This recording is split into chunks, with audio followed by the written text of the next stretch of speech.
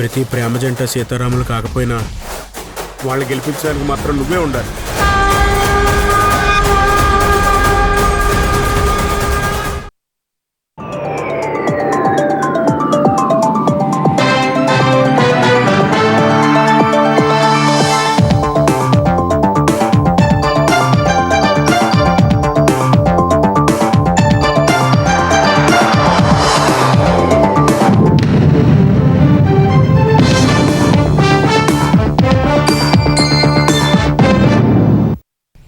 నమస్కారం, ETV news కు స్వాగతం. ముఖ్యాంశాలు. నదీ జలాలపై వివాదాలతో ఒరిగేదేమీ లేదన్న తెలుగు రాష్ట్రాల సీఎంలు. ఆమోదయోగ్యమైన పరిష్కారంపై చర్చలకు సిద్ధమని ఉద్ఘాటన.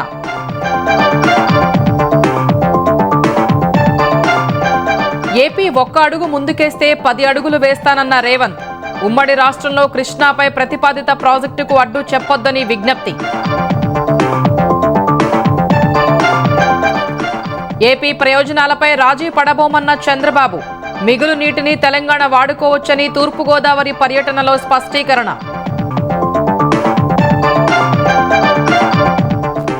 ఎవరెన్ని కుట్రలు చేసినా ఏపీలో కూటమి విడిపోదన్న పవన్. విద్వేషాలు రెచ్చగొట్టే వారి పట్ల అప్రమత్తంగా ఉండాలని ప్రజలకు పిలుపు.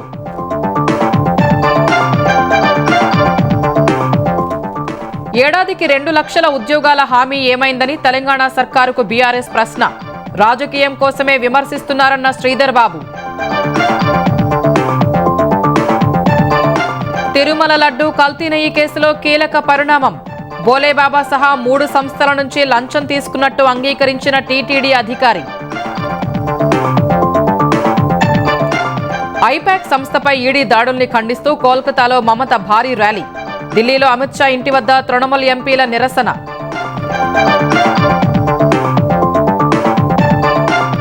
భారత్ అమెరికా వాణిజ్య ఒప్పందంలో జాప్యానికి మోదీయే కారణమన్న యుఎస్.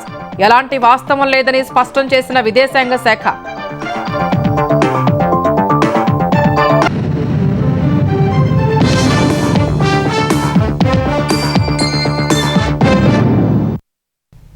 నదీ జలాల విషయంలో తెలుగు రాష్ట్రాలు వివాదాలు పెట్టుకుని సాధించేదేమీ ఉండదని ముఖ్యమంత్రి చంద్రబాబు పునరుద్ఘాటించారు. పోలవరం ప్రాజెక్టు పూర్తయితే చాలా వరకు నీటి సమస్య తీరుతుందన్నారు. తరాల నుంచి వారసత్వంగా వచ్చిన భూమి పత్రాలు, రాళ్లపై జగన్ ఫోటో వేసుకోవడం విచిత్రమని రైతులకు రాజముద్రతో కూడిన కొత్త పాస్ పుస్తకాల పంపిణీ కార్యక్రమంలో అన్నారు. అమరావతి విషయంలో జగన్ ఇంకా మారలేదన్న చంద్రబాబు ఇలాంటి వ్యాఖ్యలతో రాజధాని అభివృద్ధిని అడ్డుకోలేరని తేల్చి చెప్పారు.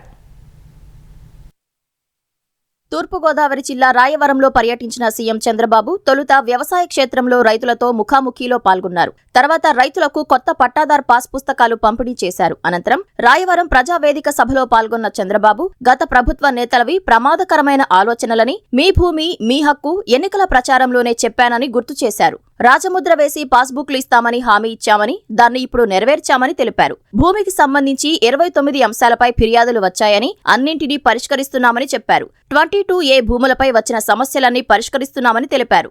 రైతుల భూ రికార్డులన్నీ బ్లాక్ చైన్లో భద్రంగా ఉంటాయన్నారు. ఎవరైనా భూ కబ్జా చేయాలంటే భయపడేలా చర్యలు తీసుకుంటామన్నారు. వచ్చే నెలలో మళ్లీ సర్వే చేసి పాస్బుక్లు ఇస్తామని, ఒక్కసారి పాస్బుక్ ప్రింట్ అయ్యాయంటే 0 మిస్టేక్స్ ఉండాలని సీఎం స్పష్టం చేశారు. మళ్ళీ 20 రోజులు సర్వేలు చేస్తాం, ప్రింటింగ్ చేపిస్తాం, ప్రూఫ్ ఆఫ్ కాన్సెప్ట్ చూపిస్తాం, అన్ని బాగుంటే ఫైనల్ గా చేపించి మళ్ళీ 2 నుంచి గ్రామ సభలు డేట్లు ఇస్తాం. ఆ డేట్ వారుగా 7 రోజుల్లో పంపిణీ చేస్తాం. ఇప్పుడు ఉదాహరణకు 22,33,000, అందులో 1,18,000 తప్పులున్నాయని చెప్పి అన్నారు. అవి కూడా ఉండడానికి వీల్లేదు. ఒకసారి ప్రింట్ అయితే ఇంకా ఆటోమేటిక్ గా 0 మిస్టేక్స్ ఉండాలి. ఈ 1,18,000 ప్రింట్ అయినాయి, తప్పులుంటే వారుగా పెట్టేయండి. మళ్లీ ప్రింట్ అంతా కూడా చేసి కొత్త పాస పుస్తకాలు, ఎక్కడా తప్పు లేని పాస పుస్తకాలు ఇచ్చే బాధ్యత మీది. ఒకవేళ అలాంటి పుస్తకాలు ఇస్తే వాళ్ళ పైన కఠిన చర్యలు తీసుకుంటానని మరొకసారి మీ అందరికీ హామీ ఇస్తున్నా. నదీ జలాల విషయంలో తెలుగు రాష్ట్రాలు గొడవలు పెట్టుకుంటే ఏం ప్రయోజనం ఉండదని చంద్రబాబు పునరుద్ఘాటించారు. ఏపీ వద్ద నీళ్లు మిగిలితే తెలంగాణ కూడా వాడుకోవచ్చన్నారు. ఏపీ ప్రయోజనాల విషయంలో రాజీ పడబోమని చంద్రబాబు పేర్కొన్నారు. పోలవరం విషయంలో విశాఖపట్నానికి కృష్ణా నదికి ఎన్ని నీళ్లు కావాలంటే అన్ని నీళ్లు ఇవ్వడానికి అవకాశం వస్తుంది. అక్కడి నుంచి వంశధార తీసుకెళ్తాం, ఇక్కడి నుంచి నల్లమల సాగర తీసుకెళ్తాం. ఎందుకు అనవసరంగా తెలుగు జాతి మధ్య విద్వేషాలు పెట్టుకుంటాం? ఇప్పుడు పెద్ద వీరుడు బయలుదేరాడు, రాయలసీమ లిఫ్ట్ ఇరిగేషన్ అంట. నీళ్లు కావాలన్నా గొడవలు కావాలంటే గొడవలే పెట్టుకుంటామనే రకం వీళ్ళంతా. నాకు కావాల్సింది తెలుగు జాతి ప్రయోజనాలు, నన్ను ఎన్నుకున్న ఆంధ్రప్రదేశ్ రాష్ట్ర ప్రయోజనాలు. గోదావరి అనేది ఒక ట్రంక్ ఇన్ఫ్రాస్ట్రక్చర్. ఇది ఒకసారి నీళ్లన్నీ పోతా ఉంటే పంట కాలువలు, చిన్న చిన్న కాలువలు, డిస్ట్రిబ్యూటర్స్ అన్ని ఈజీగా ఏర్పాటు చేసుకునే అవకాశం వస్తుంది. ఈ ప్రాజెక్టు పూర్తయినాక నదులు అనుసంధానం చేసుకుంటే ఆంధ్రప్రదేశ్ రాష్ట్రాన్ని మించిన రాష్ట్రం ఏది ఉండదు. అవసరమైతే ఇక్కడ పోయే నీళ్లు తెలంగాణ కూడా వాడుకునే అవకాశం వస్తుంది. గొడవలు పెట్టుకుంటే వచ్చే ప్రయోజనాల కంటే గొడవలు లేకుండా అందరం ఉంటే ఇవన్నీ కూడా ముందుకు పోయే పరిస్థితి వస్తుంది. అమరావతిని రివర్ బెడ్ లో కడుతున్నారని, సీఎం ఎక్కడ ఉంటే అదే రాజధాని అన్న జగన్ వ్యాఖ్యలు బుద్ధి జ్ఞానం లేని మాటలని సీఎం చంద్రబాబు ధ్వజమెత్తారు. ఇలాంటి వ్యాఖ్యలతో రాజధాని అభివృద్ధిని అడ్డుకోలేరని చంద్రబాబు స్పష్టం చేశారు. తెలుగు రాష్ట్రాల మధ్య జల వివాదాల్ని చర్చల ద్వారా పరిష్కరించుకోవాలని సీఎం రేవంత్ రెడ్డి తెలిపారు. నీళ్ల విషయంలో గొడవలు, రాజకీయ ప్రయోజనాల్ని కాంగ్రెస్ కోరుకోవడం లేదన్న ఆయన పరిష్కారం కోసం చర్చలకు సిద్ధమని ప్రకటించారు.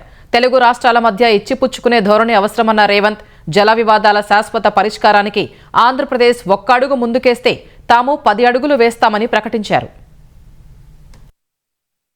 రంగారెడ్డి జిల్లా మహేశ్వరం టీజీఐఏసీ ఈ సిటీలో సూసెన్ మెడికేర్ ప్రైవేట్ లిమిటెడ్ ను సీఎం రేవంత్ రెడ్డి ప్రారంభించారు. పెట్టుబడులకు అత్యంత అనుకూలమైన వాతావరణం తెలంగాణలో ఉందన్న ఆయన, ప్రపంచ దేశాలతో తెలంగాణ పోటీ పడేందుకు ప్రభుత్వం కృషి చేస్తోందని తెలిపారు. భవిష్యత్ తెలంగాణ ఆర్థిక వ్యవస్థ ప్యూర్ రేర్ మీద ఆధారపడి ఉందని రేవంత్ రెడ్డి వివరించారు. ప్రభుత్వ రంగంలో వేలాది ఉద్యోగాలు కల్పిస్తున్నామన్న సీఎం, ప్రైవేట్ రంగంలో వచ్చే ఉపాధి అవకాశాలను కూడా యువత అందిపుచ్చుకోవాలని కోరారు. ఇదే సమయంలో తెలుగు రాష్ట్రాల మధ్య జల వివాదాల్ని ప్రస్తావించిన రేవంత్, తాము వివాదాలు కోరుకోవడం లేదని, శాశ్వత పరిష్కారమే కావాలన్నారు. ఉమ్మడి రాష్ట్రంలో ప్రతిపాదించిన కృష్ణా పరివాహక ప్రాజెక్టులకు ఆంధ్రప్రదేశ్ అభ్యంతరాలు చెప్పకుండా సహకరించాలని కోరారు. నీళ్ల వివాదం ముసుగులో రాజకీయ ప్రయోజనం పొందాలి అని మా ప్రభుత్వం, మా పార్టీ భావించడం లేదు. రాజకీయాలకు అతీతంగా మనం ఈ రోజు ఆలోచన చేసుకొని పరిష్కరించుకోవాలి. చర్చలు ఒక్కటే పరిష్కారము. న్యాయస్థానాల దగ్గరనో ఇతరుల దగ్గర పోయి పంచాయతీ తెంచుకునే కంటే మనమే కూర్చొని మన సమస్యల్ని సామరస్య పూర్వకంగా పరిష్కరించుకోవాలి అనేదే మా విధానము. పక్క రాష్ట్ర ముఖ్యమంత్రి గారికి నేను విజ్ఞప్తి చేస్తున్నా, కృష్ణా నదిలో ఉన్న మా పాలమూరు రంగారెడ్డి ఎత్తిపోతలు కావచ్చు, మా కల్వకుర్తి లిఫ్ట్ ఇరిగేషన్ కావచ్చు, మా డిండి ప్రాజెక్టు కావచ్చు, మా ఎస్ఎల్బిసి భీమా నెట్టంపాడు ప్రాజెక్టులు కావచ్చు, ఉమ్మడి రాష్ట్రంలోనే మంజూరైన ప్రాజెక్టులు. వీటి అనుమతులకు మీరు అడ్డంకి పెట్టకండి. ఆంధ్రప్రదేశ్ రాష్ట్రం నుంచి అభ్యంతరాలు రావడం వల్ల ఎన్విరాన్మెంట్ క్లియరెన్సులు కానీ సిడబ్ల్యూసి క్లియరెన్సులు తెచ్చుకోవడంతో మాకు సమస్యగా మారింది. ఇవి రాకపోవడం వల్ల మాకు రావాల్సిన బ్యాంకులో నుంచి రుణాలు కానీ, కేంద్ర ప్రభుత్వం అందించాల్సిన సహాయం గాని, కేంద్ర ప్రభుత్వం 60% నిధులు ఇవ్వడానికి అవకాశం ఉన్న ప్రాజెక్టులు మాకు రావడం లేదు. దాంతోనే మాకు తీరని ఆర్థిక భారం మా రాష్ట్రం మీద పడుతుంది. ఇవన్నీ కూడా మీరు సహకరించండి. మీకేమైనా సమస్యలు ఉంటే కూడా మేము సానుకూలంగా ఆలోచన చేస్తాం. శాశ్వత పరిష్కారాన్ని కోరుకుంటున్నా.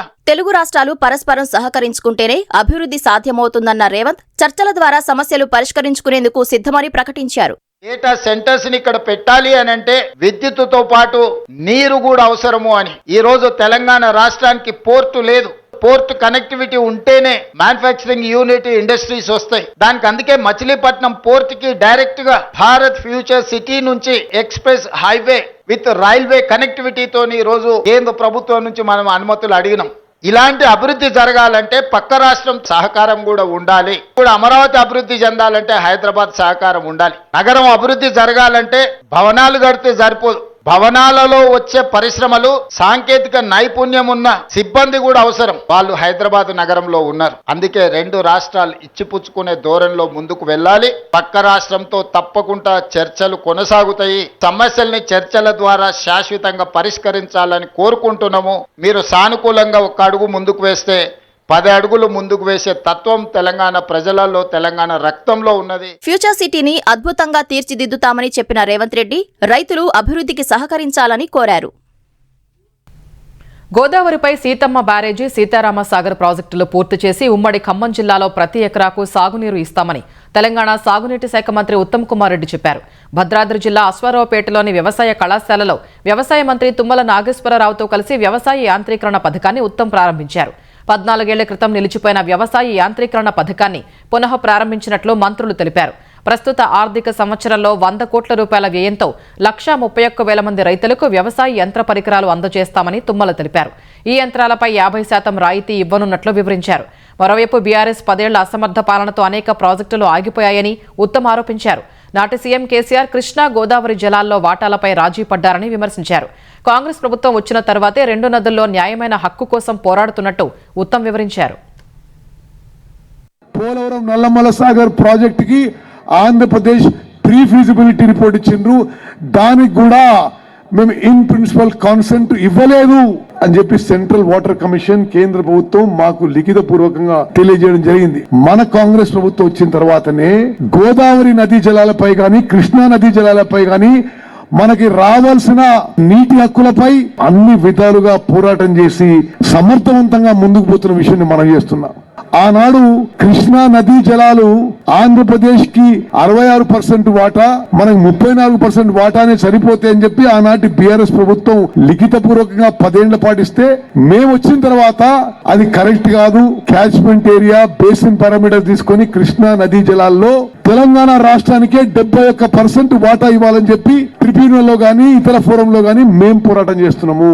సీతమ్మ సాగర్ బ్యారేజ్ గానీ, సీతారాం సాగర్ ప్రాజెక్టు గానీ పూర్తి చేసి ఉమ్మడి ఖమ్మం జిల్లాకి గోదావరి నదీ జలాలు తీసుకొస్తామని చెప్పి మీకు మాటిస్తూ ముగిస్తున్నాను. జై హింద్. తెలంగాణలో పంచాయతీ ఎన్నికల ఫలితాల స్ఫూర్తితో పొరపోరుకు సిద్ధం కావాలని బీఆర్ఎస్ కార్యనిర్వాహక అధ్యక్షుడు కేటీఆర్ పిలుపునిచ్చారు.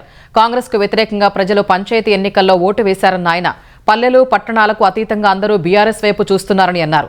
మున్సిపల్ ఎన్నికల సన్నాహక సమావేశాల్లో భాగంగా ఉమ్మడి కరీంనగర్ జిల్లా నేతలతో హైదరాబాద్లో సమావేశమైన కేటీఆర్ రేవంత్ రెడ్డి పాలనతో ప్రజలు విసిగిపోయారని తెలిపారు.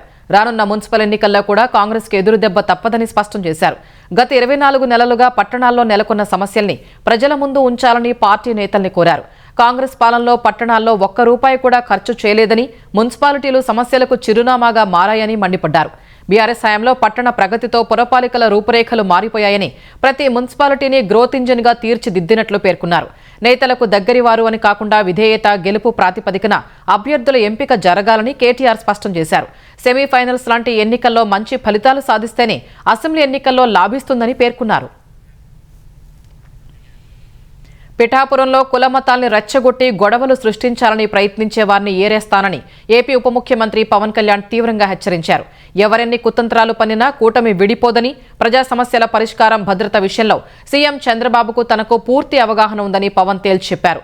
పీఠికాపుర సంక్రాంతి మహోత్సవాలు పేరిట కాకినాడ జిల్లా పిఠాపురంలో 3 రోజుల పాటు నిర్వహించే వేడుకల్ని పవన్ కళ్యాణ్ ప్రారంభించారు.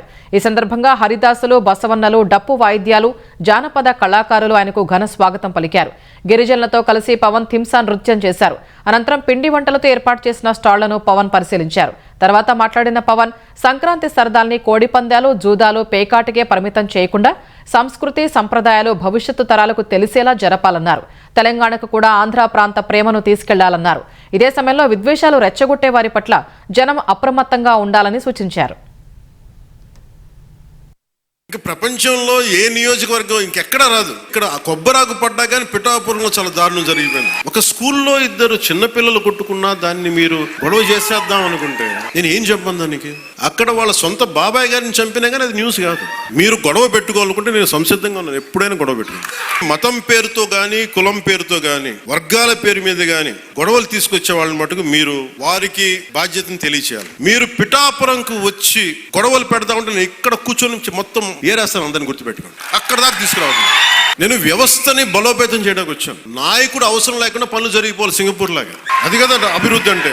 ఏ పని కావాలన్నా ఎమ్మెల్యే గారి ఇంటికి వెళ్తే కానీ పనులు అవ్వండి. అట్లా అంటే అది అభివృద్ధి కానట్టే కదా. లెక్క అంబేద్కర్ కోనసీమ జిల్లా మలికిపురం మండలం ఇరుసుమండ బ్లౌట్ ప్రాంతాన్ని ముఖ్యమంత్రి చంద్రబాబు ఏరియల్ వ్యూ ద్వారా పరిశీలించారు. అనంతరం ఘటనపై ఓఎన్జీసీ అధికారులు, కోనసీమ జిల్లా collector Mahesh Kumar, MP Harish, MLA వరప్రసాద్తో మండపేట నియోజకవర్గం రాయవరంలో సమీక్ష నిర్వహించారు. బ్లౌఅవుట్ నివారణకు సంబంధించిన చర్యల్ని సీఎం అడిగి తెలుసుకున్నారు. వ్యాపించిన మంటల కారణంగా దెబ్బతిన్న కొబ్బరి చెట్లకు నష్టపరిహారం అందించేందుకు చర్యలు తీసుకోవాలని చంద్రబాబు ఆదేశించారు. మరోవైపు ఈ నెల 5న సంభవించిన బ్లౌఅవుట్ ఇంకా పూర్తిగా అదుపులోకి రాలేదు. ఎగిసిపడుతున్న అగ్నికీలల తీవ్రత కాస్త తగ్గింది. పూర్తిగా నియంత్రించేందుకు ఓఎన్జీసీ సిబ్బంది తీవ్రంగా శ్రమిస్తున్నారు. దగ్ధమైన 500 టన్నుల శకలాల్ని తొలగించారు. ఎన్టీఆర్ జిల్లా కంచకచెర్ల తహసీల్దార్ కార్యాలయంలో ఉదయం అగ్ని ప్రమాదం జరిగింది. కార్యాలయంలో పాత పట్టాదారు పాసు పుస్తకాలు, పలు సర్టిఫికేట్స్ ఉన్న గదిలో మంటలు చెలరేగాయి. స్థానికులు గుర్తించి అధికారులకు సమాచారం అందించారు. అగ్నిమాపక సిబ్బంది ఘటనాస్థలికి చేరుకుని మంటల్ని అదుపు చేశారు. ఈ ఘటనలో పలు రికార్డులు పాక్షికంగా కాలిపోయాయి. కార్యాలయం పక్కన ఉన్న స్థలంలో గుర్తు తెలియని వ్యక్తులు వేసిన చలిమంటల కారణంగా ప్రమాదం జరిగి ఉండొచ్చని అధికారులు భావిస్తున్నారు. తహసీల్దార్ కార్యాలయంలో జరిగిన ప్రమాదంపై ఆంధ్రప్రదేశ్ రెవెన్యూ శాఖ మంత్రి అనగాని సత్యప్రసాద్ ఆరా తీశారు. కార్యాలయంలో రికార్డుల భద్రతపై రెవెన్యూ అధికారులను అడిగి తెలుసుకున్నారు. అగ్ని ప్రమాదానికి అధికారుల నిర్లక్ష్యం కారణమా లేదా అనే అంశంపై విచారణ జరపాలని మంత్రి ఆదేశించారు.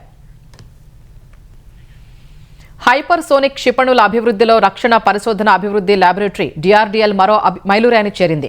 హైపర్సోనిక్ మిసైల్ ప్రయోగం కోసం cooled long duration scramjet ఇంజిన్ను విజయవంతంగా పరీక్షించింది. హైదరాబాద్లోని DRDL కేంద్రంలో అత్యాధునిక స్క్రామ్ జెట్ కనెక్ట్ పైప్ టెస్ట్ను 12 నిమిషాల కంటే ఎక్కువ రన్ టైంను పరీక్షించినట్లు DRDL వెల్లడించింది. ఈ పరీక్షతో భారత్ను అధునాతన ఏరోస్పేస్ సామర్థ్యాల్లో ముందంజలో ఉంచిందని తెలిపింది. హైపర్సోనిక్ క్రూయిజ్ క్షిపణి గంటకు 6100 కిలోమీటర్ల కంటే ఎక్కువ వేగాన్ని అధిగమించగలదని DRDL పేర్కొంది. అధికారంలోకి వచ్చిన మొదటి సంవత్సరంలోనే 2 లక్షల ప్రభుత్వ ఉద్యోగాలు ఇస్తామన్న హామీని విస్మరించి కాంగ్రెస్ ప్రభుత్వం నిరుద్యోగుల్ని దారుణంగా మోసం చేసిందని మాజీ మంత్రి హరీష్ రావు మండిపడ్డారు. సిద్దిపేట జిల్లా నంగునూరులో ఆయిల్ ఫామ్ ఫ్యాక్టరీని హరీష్ రావు సందర్శించారు. అనంతరం మాట్లాడిన ఆయన రైతు భరోసా పేరుతో రైతుల్ని, ఉద్యోగాల పేరుతో నిరుద్యోగుల్ని కాంగ్రెస్ ప్రభుత్వం మోసం చేసిందని ధ్వజమెత్తారు. ఎన్నికల సమయంలో ఇచ్చిన ఏ ఒక్క హామీని నిలబెట్టుకోలేకపోయారని హరీష్ రావు విమర్శించారు.